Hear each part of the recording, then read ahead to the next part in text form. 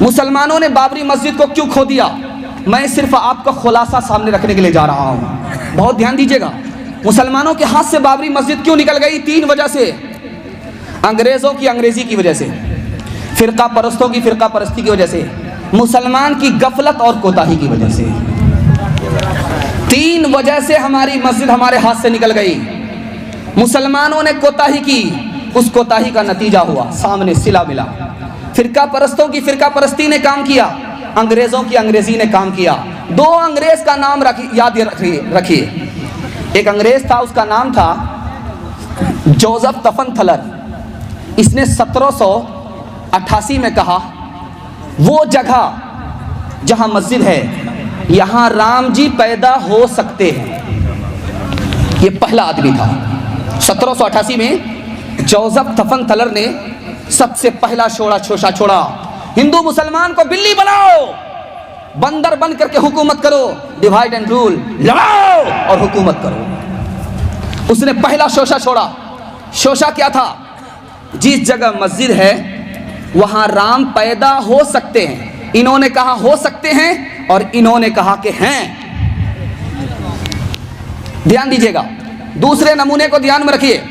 ایک انگریز تھا، اس کا نام تھا کنگھم۔ اس نے 1857 کے بعد کیا لکھا کہ بابر نے مندر کو توڑا، مندر توڑ کر کے مسجد بنائی، اور جس وقت مندر کو توڑا جا رہا تھا مسجد بنائی جا رہی تھی، 1,74,000 ہندوؤں کو قتل کیا اور اس کے خون کو بابری مسجد کے مٹی گارے میں ملایا۔ مسٹر شیر سنگھ کہتے ہیں او حرام زادے، او اپنے باپ کی اولاد جو نہیں ہے اس کے حوالے سے ایسا جھوٹ کیوں بولتے ہو؟ یہ بتاؤ کہ 1857 سے پہلے فیض آباد اور ایودھیا کی آبادی 3-4 لاکھ کی ہے؟ جھوٹ بولنا ہے۔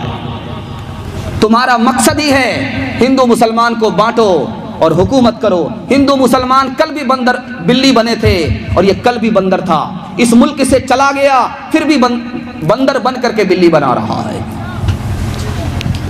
1785 میں ایودھیا کے پنڈتوں نے کہا کہ بابر نے اس مندر کو توڑا، کبھی کہا اورنگزیب نے توڑا، کبھی کہا کہ اورنگزیب نے، مسلمانوں نے مندر کی زمین کو غصب کر لیا۔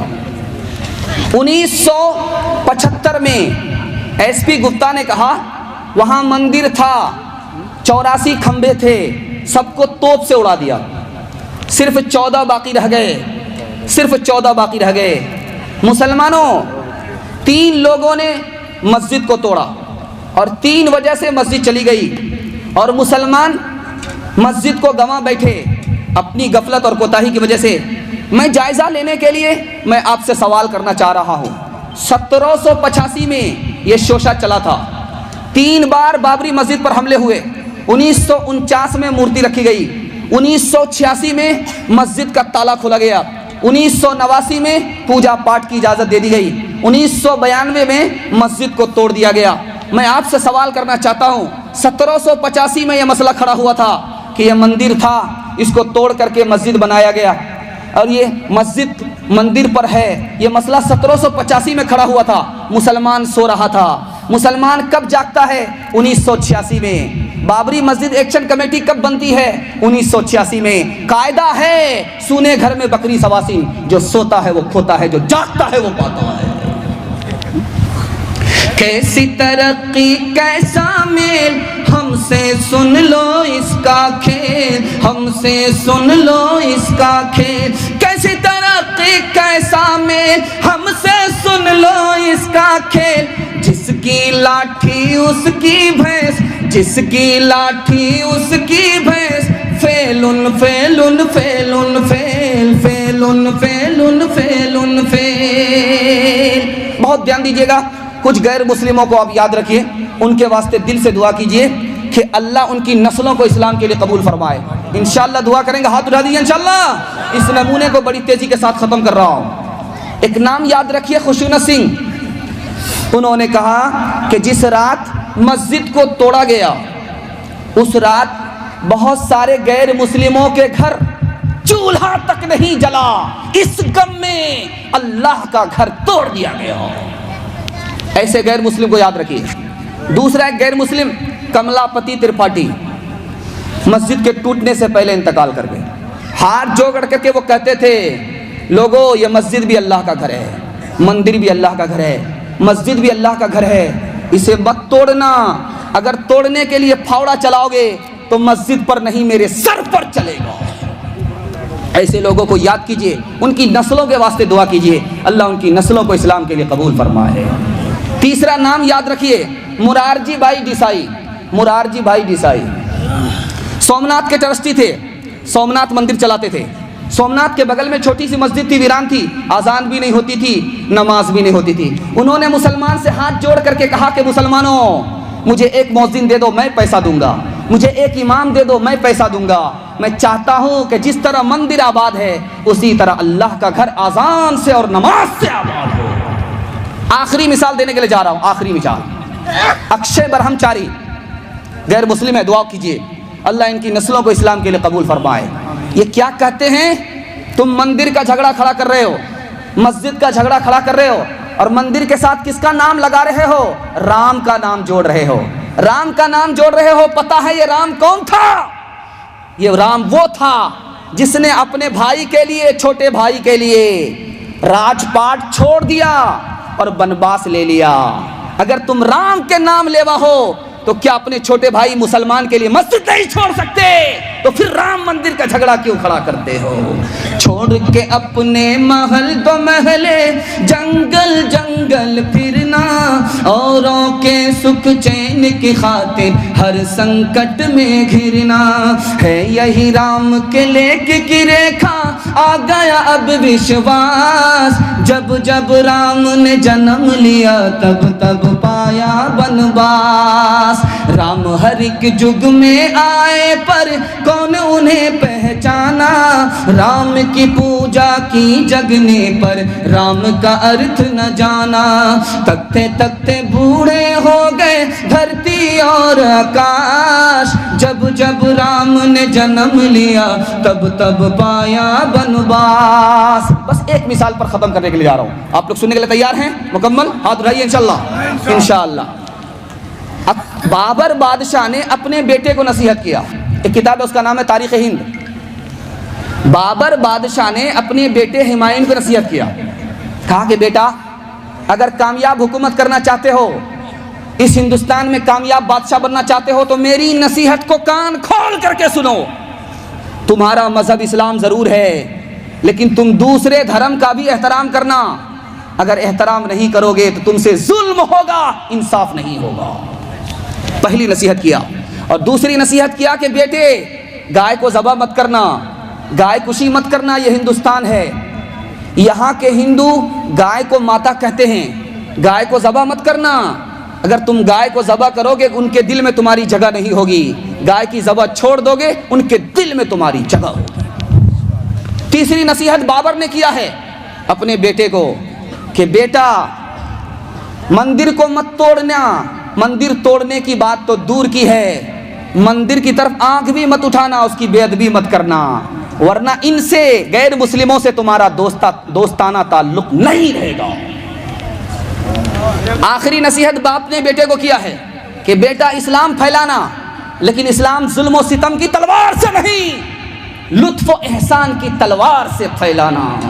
کیسی مسجد کیسا مندر یہ تو سیاسی چالیں ہیں، جسم بھیڑیوں کے ہیں لیکن منہ پر بھیڑ کی کھالیں ہیں، آم کی لکڑی بیچ رہے ہیں پنڈت جی اب چندن میں، پنڈت جی اب چندن میں، چاہے ہو گجرات کے شعلے چاہے بمبئی کے فتنے، سب کو ہے معلوم کہ نیتا جی ہیں شبھ چنتک کتنے، اور ہندوستان میں آگ لگی ہے نیتا جی ہے لندن میں، نیتا جی ہے لندن میں۔ بہت دھیان سے سنیے گا، یہ میرا دوسرا نمونہ ہے، آدھا بیان میں نکال چکا ہوں، تھوڑا سا باقی رہ گیا ہے، انشاءاللہ ساتھ دیں گے تو وہ بھی نکل جائے گا۔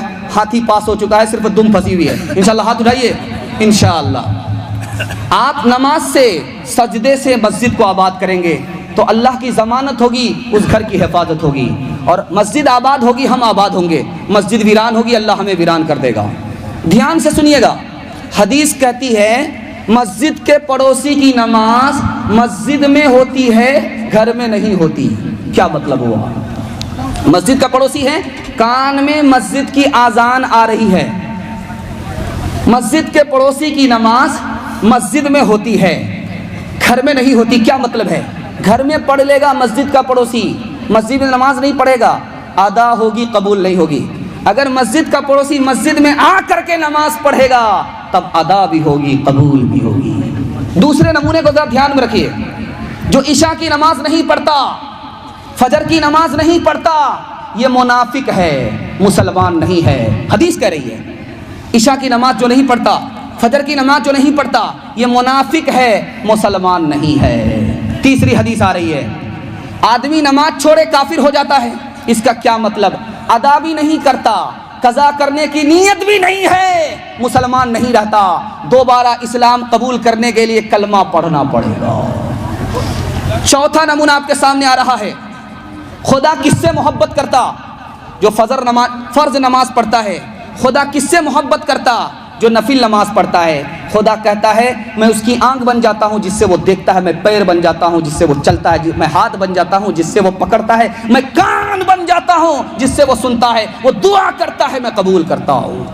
نبی کی پسند پر جینا ہے انشاءاللہ، نبی کی پسند پر مرنا. ہاتھ اٹھائیے انشاءاللہ. انشاءاللہ جبریل آئے خدا کا پیغام لے کر کے نبی کی خدمت میں. خدا کو 3 چیزیں پسند ہے، دھیان دیجیے گا، بڑی تیزی کے ساتھ مطالعہ گزر رہا ہے. اللہ آپ کے علم میں اضافہ فرمائے، میرے مطالعہ کو تازہ فرمائے. میں تو یہ سمجھ رہا تھا کہ آپ حوصلہ ہار کر کے جلسہ کو میلاد بنا دیں گے، لیکن اللہ کا شکر ہے جلسہ جلسہ ہے. ایسے وقت میں جب ساری دنیا خراٹے لے رہی ہے، گلستاں قبرستان بن چکا ہے، اللہ کا شکر ہے جلسہ جلسہ ہے. اللہ آپ کی عمر میں بھی برکت دے، روزی میں بھی برکت دے، دل کی مراد اللہ آپ کی پوری فرمائے. میں بتانے کے لیے جا رہا ہوں نبی کی پسند پر جینا ہے. جبریل آئے، خدا کا پیغام سنایا کہ خدا کو 3 چیزیں پسند ہے. بندے کا صبر پسند ہے، بندے کا فاقہ پسند ہے، بندے کی قربانی پسند ہے. جبریل نے کہا مجھے بھی 3 چیزیں پسند ہے، بھٹکے ہوئے کو راستہ بتانا، غریبوں سے محبت کرنا، غریبوں کی مدد کرنا. اللہ کے رسول نے کہا بہت اچھا، مبارک ہو.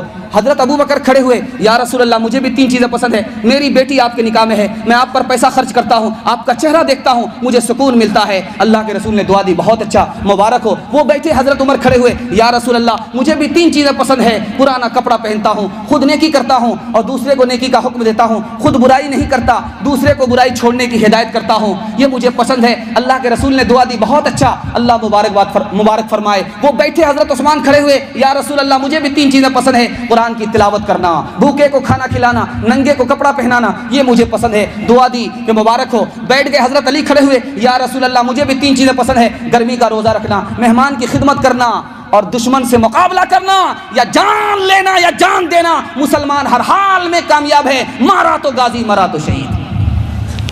اللہ کے رسول نے دعا دی، بیٹھ گئے. اللہ کے رسول نے سب کی پسند سننے کے بعد کہا مجھے بھی 3